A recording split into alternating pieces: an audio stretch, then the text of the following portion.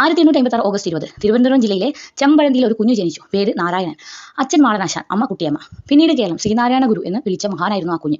ആദ്യ ഗുരു മൂത്തൻപിള്ള. സംസ്കൃതം പഠിപ്പിച്ചത് കുമ്മനംപള്ളി രാമൻപിള്ള ആശാൻ. പക്ഷേ ഗുരുവിനെ സാമൂഹിക പരിഷ്കാരത്തിലേക്ക് നയിച്ചത് തൈക്കാട് അയ്യായിരുന്നു. അപ്പോൾ ഇത് ഓർത്ത് വെക്കാം. 3 ഗുരുക്കന്മാർ ഓർത്ത് വെക്കാം. മൂത്ത ആദ്യം രാമൻ, സംസ്കൃതം അയ്യ.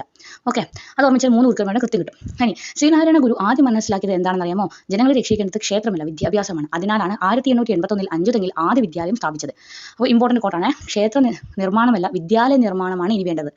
1882 ഗുരു ചട്ടമ്പി സ്വാമികളെ കണ്ടുമുട്ടി. അപ്പോഴാണ് തന്റെ ആദ്യ കൃതിയായ ഗജേന്ദ്ര മോക്ഷം വഞ്ചിപ്പാട്ട് സമർപ്പിച്ചത്. പിന്നീട് വന്നു കേരള ചരിത്രം മാറ്റിയ സംഭവം 1888 അരുവിപ്പുറം പ്രതിഷ്ഠ. അന്നത്തെ കാലത്ത് ചിലർക്ക് മാത്രമായിരുന്നു ക്ഷേത്രാവകാശം. പക്ഷേ ഗുരു നേരെ പോയി ശിവപ്രതിഷ്ഠ നടത്തി. അത് അരുവിപ്പുറം വിപ്ലവം എന്ന പേരിൽ പ്രശസ്തമായി.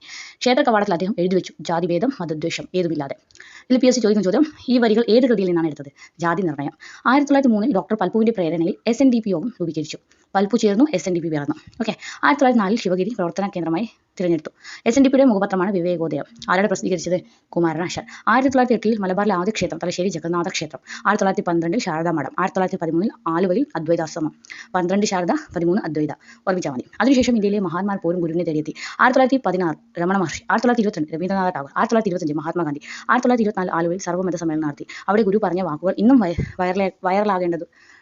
വൈറലാകേണ്ടതാണെന്ന് പലരും പറയുന്നു. വാദിക്കാനും ജയിക്കാനുമല്ല, അറിയാനും അറിയിക്കാനുമാണ്. അവസാനം 1928 സെപ്റ്റംബർ 20 72-ാം വയസ്സിൽ ഗുരു സമാധിയായി. പക്ഷേ അദ്ദേഹത്തിന്റെ ആശയങ്ങൾ ഇന്നും ജീവനോടെ തുടരുന്നു. G ശങ്കരക്കുറുപ്പ് ഗുരുവിനെ വിളിച്ചത് രണ്ടാം ബുദ്ധൻ എന്നാണ്. ഒരു മനുഷ്യൻ മാത്രം. പക്ഷേ കേരളത്തിൽ ചിന്ത തന്നെ മാറി. ജാതിക്ക് മുകളിൽ മനുഷ്യനെ കാണാൻ പഠിപ്പിച്ച ശ്രീനാരായണ ഗുരു. ഇതേപോലെ PSC വീണ്ടും ചോദിക്കുന്ന ടോപ്പിക്സ് വേണമെങ്കിൽ ഫോളോ ചെയ്യൂ.